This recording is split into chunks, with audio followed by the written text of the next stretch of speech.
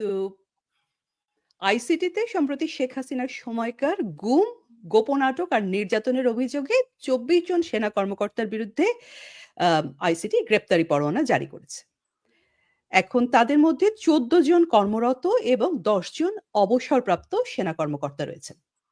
ICT বলেছে তাদের ২২শে অক্টোবরের মধ্যে আদালতে হাজির করতে হবে, মানে সেনাবাহিনীর হেফাজত থেকে বেসামরিক কর্তৃপক্ষের হাতে তাদেরকে তুলে দিতে হবে। এখন এই ঘটনাটাই এখন পুরো সেনাবাহিনীর ভিতরে ব্যাপক উত্তেজনা আর টানাপোড়েনের সৃষ্টি করেছে। তো এই প্রসঙ্গে দর্শক আপনাদেরকে নর্থ ইস্ট নিউজের একটি প্রতিবেদন জানাচ্ছি। সেখানে নর্থ ইস্ট নিউজ রিপোর্ট করছে যে ৯ এপ্রিল সেনাপ্রধান জেনারেল ওয়াকারুজ্জামান এক বৈঠকে বসেন তার কয়েকজন সিনিয়র অফিসারদের সঙ্গে। সেখানে নাকি জেনারেল ওয়াকারুজ্জামান বলেন, এটা নর্থ ইস্ট নিউজের নিউজ, যে তিনি চেষ্টা করছেন যেন এই কর্মকর্তাদের বিচার ১৯৫২ সালের আর্মি অ্যাক্টের অধীনে হয়। এমনকি পুলিশ ভ্যানে করে আদালতে নেওয়া বন্ধ করারও তিনি নাকি উদ্যোগ নিয়েছেন। তবে সে নর্থ ইস্ট নিউজ বলছে তিনি নাকি এটিও স্পষ্ট করে দেন যে এখনকার যে পরিস্থিতি চলছে সেটা নাকি জরুরি অবস্থা ঘোষণা বা সেনা হস্তক্ষেপের মতো নয়। মানে যা বোঝা যাচ্ছে সেনা প্রধান এক ধরনের এই ইউনূস গভর্নমেন্টকে সম্ভবত এক ধরনের সহযোগিতা বা একটা সমঝোতার নীতি নিয়েছেন।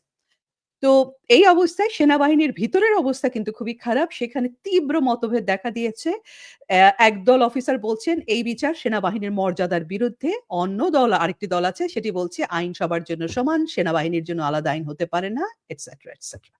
ফলে সেনাবাহিনীর মধ্যে সবচেয়ে ভয়ংকর বিষয়টি হচ্ছে সেনাবাহিনীর মধ্যে এক ধরনের ২ শিবিরে বিভাজিত হয়ে যাওয়া এবং একটা মুখোমুখি অবস্থান তৈরি হয়েছে। এদিকে রাজনৈতিক দলগুলো কি বলছে? সরকারের কিংস পার্টি যেটা এনসিপি সেটা বলছে এই সামরিক কর্মকর্তাদের বিচার বেসামরিক আদালতেই হতে হবে, কারণ অভিযোগগুলো মানবতা বিরোধী অপরাধ, যার বিচার সিভিলিয়ান আইনের মানে আইসিটির আওতাধীন নাকি। আর জামাত এবং বিএনপি এক ধরনের নীরবতার নীতি নিয়েছে। যদিও অনেকেই বলছেন, এটা আমি গত কয়েকটি টক শোতে দেখলাম যে বেশ কয়েকজনই বলছেন যে এই যে অবস্থাটা সৃষ্টি হয়েছে এর পেছনে সম্ভবত তারেক জিয়ার একটি ভূমিকা রয়েছে। অবশ্যই এগুলো সবই শোনা কথা। আমি জানি না এটার সত্য বা অসত্য।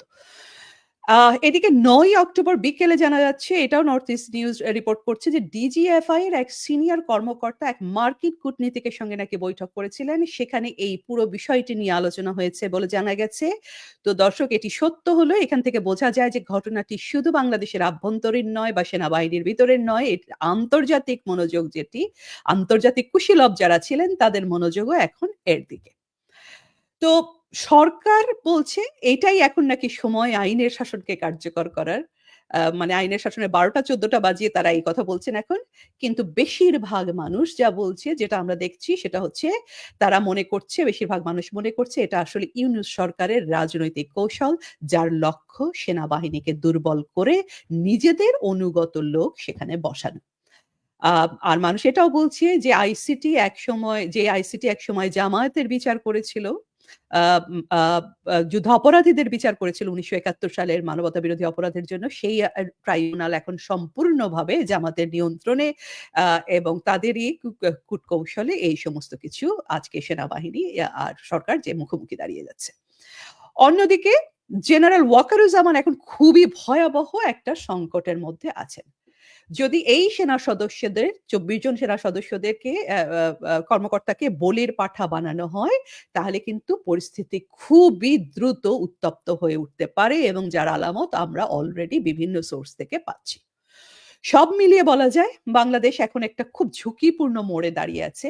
একদিকে সরকারের বিচারের নামে প্রহসন, অন্যদিকে সেনাবাহিনীর ঐক্য আর মর্যাদা, এই টানাপোড়েনের ভেতরে কিন্তু রাষ্ট্রের ভিতরকার যে অবস্থা সেটাই নড়বড় হয়ে যাচ্ছে। জেনারেল ওয়াকারুজ্জামান গেল ১৩ মাস ধরেই আমরা দেখছি যে তিনি এক ধরনের যোগাযোগ এবং সমঝোতার পথ বেছে নিয়েছিলেন, যাতে সেনাবাহিনী আর সরকার একে অপরকে ধরে টান না দেন। আপনাদের মনে আছে দর্শক, একসময় এই ওয়াকারুজ্জামান সরকারের সঙ্গে অ্যা আ রাখাইন করিডোর নিয়ে মুখোমুখি দাঁড়িয়ে গিয়েছিলেন। কিন্তু পরে আমরা দেখলাম যে তিনি পিছিয়ে আসলেন। গোপালগঞ্জে আমরা কি দেখলাম যে জেনারেল ওয়াকারুজ্জামানের সেনাবাহিনী ইউনূস সরকারের কিংস পার্টি এনসিপি কে নিরাপত্তা দেওয়ার নামে সেখানে স্থানীয় জনগণের উপর চড়াও হলো এবং ভয়াবহ একটা দমন অভিযান চালালো। আজ আজও সেই সব ঘটনার ভিডিও, ছবি, সাক্ষ্য এগুলো ঘুরে বেড়াচ্ছে। মানবাধিকার সংস্থাগুলো বলছে যে সাধারণ গোপালগঞ্জের সাধারণ জনগণের উপর যা হয়েছে সেটি ক্রাইম এগেইনস্ট হিউম্যানিটির মধ্যে পড়ে। দর্শক, আপনাদের নিশ্চয়ই মনে আছে যে ২০২৪ এর জুলাই-অগাস্টে জাতিসংঘের মানবাধিকার প্রধান ভলকার টার্ক একটা থ্রেট দিয়েছিলেন সেই সময় সেনাবাহিনীকে। তিনি সরাসরি এবং সেটা পরবর্তীতে একটা সাক্ষাৎকারে উনি নিজের মুখে সেটা স্বীকারও করেছেন যে উনি এই থ্রেটটি দিয়েছিলেন যে যদি সেনাবাহিনী শেখ হাসিনার বা আওয়ামী লীগের সমর্থন নেয় তাহলে তাদেরকে ইউএন শান্তি মিশনে জায়গা হারাতে হতে পারে। ধারণা করা হয় এই কারণেই সেনাবাহিনী তখন এই জঙ্গি দেশ ধ্বংসের কারিগরদের বিরুদ্ধে কোনো ব্যবস্থা নেয়নি এবং এখনো ওয়াকারুজ্জামান সাহেব যে কোনো টেক ওভার বা ইমার্জেন্সি ডিক্লেয়ার করা কিংবা সরকার বিরোধী কোনো ধরনের পদক্ষেপ নিতে ভয় পাচ্ছেন সম্ভবত। এটি তার কারণ। এই কিন্তু এখন পরিস্থিতি তো বদলেছে। আপনারা খেয়াল করেছেন কিনা জাতিসংঘ ঘোষণা করেছে যে তারা তাদের বিশ্বজুড়ে তাদের যে শান্তি রক্ষা বাহিনী সেটা নাকি তারা 25% কাট ডাউন করবে। অর্থাৎ যেটা দিয়ে ওয়াকারুজ্জামানকে জুলাই অগাস্ট মাসে চাপে রাখা হয়েছিল সেই ভয়টা কিন্তু এখন অনেকটাই কমে গেছে, তাই না? তো এখন মিলিয়ন ডলার প্রশ্ন সেটা হচ্ছে সেনাপ্রধান জেনারেল ওয়াকারুজ্জামান তাহলে এখন কি করবেন? উনি তো নিশ্চয়ই দেখলেন এই ১৩ মাসে যে সমঝোতার পথ কাজ করছে না। একটার পর একটা কিন্তু সেনাবাহিনীকে আক্রমণ চলে হচ্ছে সেটা থামছে না। এখন তিনি আপোস করে সরকারকে খুশি রাখতে চেয়েছিলেন। গোপালগঞ্জে এরকম নজিরবিহীন একটা আ আ দমন-পীড়ন করে উনি খুশি রাখতে চেয়েছিলেন। কিন্তু দেখা যাচ্ছে কোনো কিছুতেই কাজ হচ্ছে না। বরঞ্চ সেনাবাহিনীর ভিতরে যে অসন্তোষ সেটা ক্রমান্বয়ে বেড়েছে এবং এখন সেটা একটা চরম পর্যায়ে পৌঁছেছে। অনেকেই বলছেন যে জেনারেল ওয়াকারুজ্জামান তার সেনাদের মনোবল রক্ষা করতে ব্যর্থ হচ্ছেন। এখন ওয়াকারুজ্জামান সাহেবের সামনে আমার মনে হয় ৩ টি পথ রয়েছে। ১, চুপ থাকা যাতে সেনাবাহিনী কোনো সংঘাতে না জড়ায়। ২, নিজেকে নিরপেক্ষ প্রমাণ করার একটা চেষ্টা যে আমি শুধু আইন যা বলছে সা আ জন সেই আইন মানছি। একটা সিভিলিয়ান দের যে আইন সেটা মানছি, আইসিটির আইন মানছি। আমার কি দোষ? অথবা 3rd অপশন হচ্ছে এই সেনাবাহিনীর পক্ষে অবস্থান নেওয়া, তার এই সেনা কর্মকর্তা এবং সদস্যদের পক্ষে অবস্থান নেওয়া। আ যাতে এই বাহিনীর মর্যাদাটা টিকে থাকে। কিন্তু সমস্যা হচ্ছে এটাতে তারা সরকারের সঙ্গে একটা সংঘাতে জড়িয়ে যেতে পারে। এখন যে পথেই তার মানে তিনি নেন সেই পথেই ঝুঁকি আছে। চুপ যদি থাকেন উনি তাহলে তিনি ইতিহাসের একজন দুর্বল অধিনায়ক হিসাবে থেকে যাবেন। আর যদি প্রতিরোধ করেন তাহলে তিনি সরকারের রোষানলে পড়বেন। সব মিলিয়ে দর্শক বাংলাদেশের সেনাবাহিনী একটা নজিরবিহীন বিপদসংকুল অবস্থার মধ্যে আছে। আর জেনারেল ওয়াকারুজ্জামান দাঁড়িয়ে আছেন ২ দিকের মাঝখানে। একদিকে আন্তর্জাতিক চাপ, দেশীয় চাপ, অন্যদিকে তার সেনাদের রাগ আর হতাশা। এখন দেখি আমরা একটু প্রেডিক্ট করার চেষ্টা করি তিনি কি আপোসের পথেই থাকবেন নাকি অবশেষে নিজের বাহিনী এবং দেশের সম্মানের পক্ষে একবারের জন্য হলেও উনি দাঁড়াবেন। তো এখন যদি ওয়াকারুজ্জামান সাহেব এই ২৪ কর্মকর্তাকে আইসিটিতে বিচারের জন্য তুলে দেন, তাহলে কি হবে? প্রথমত দর্শক সেটি হবে সেনাবাহিনীর জন্য একটা ভয়াবহ বার্তা।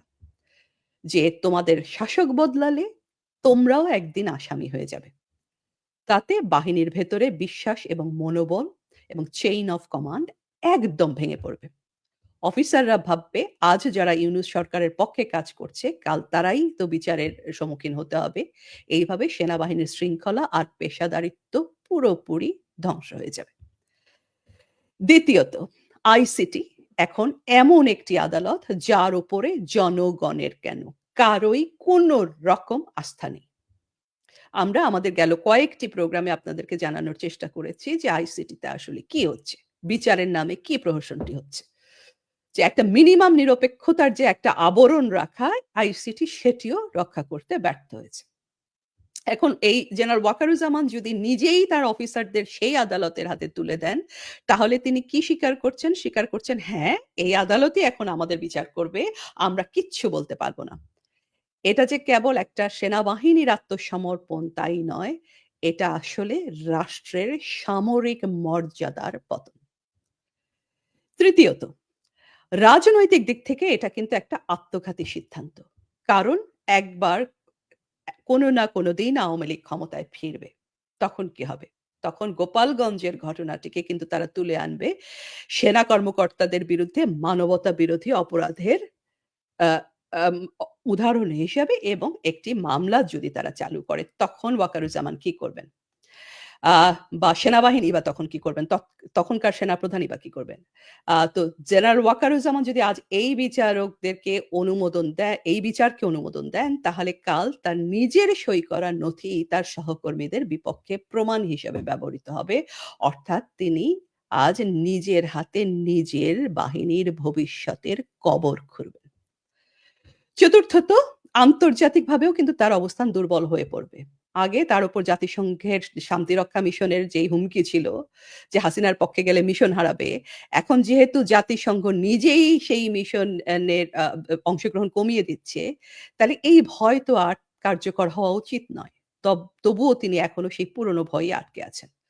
অনেকে বলছেন ওয়াকারুজ্জামান সাহেব যদি নিজের অফিসারদের আইসিটিতে হস্তান্তর করেন তাহলে ইতিহাস তাকে একজন কম্প্রোমাইজড জেনারেল হিসেবে মনে রাখবে, যিনি তার নিজের বাহিনীকেই রক্ষা করতে ব্যর্থ হয়েছেন আর রাষ্ট্রের নামে রাজনৈতিক প্রতিহিংসাকে বৈধতা দিয়েছেন।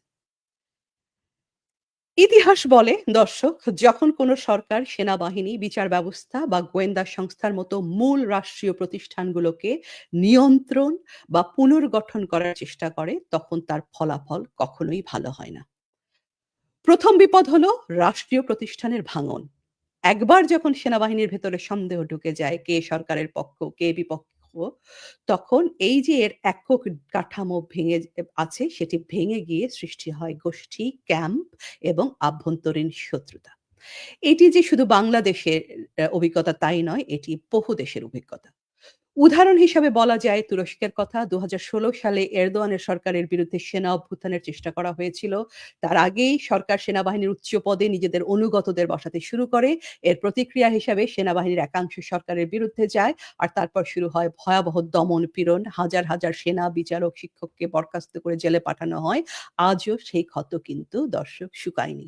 একই অবস্থা মিশরে, একই অবস্থা পাকিস্তানেও। পাকিস্তানের ইতিহাসটি বলতে গেলে অনেক দীর্ঘ হয়ে যায়। কিন্তু আপনারা সবাই সেটি কম বেশি জানেন।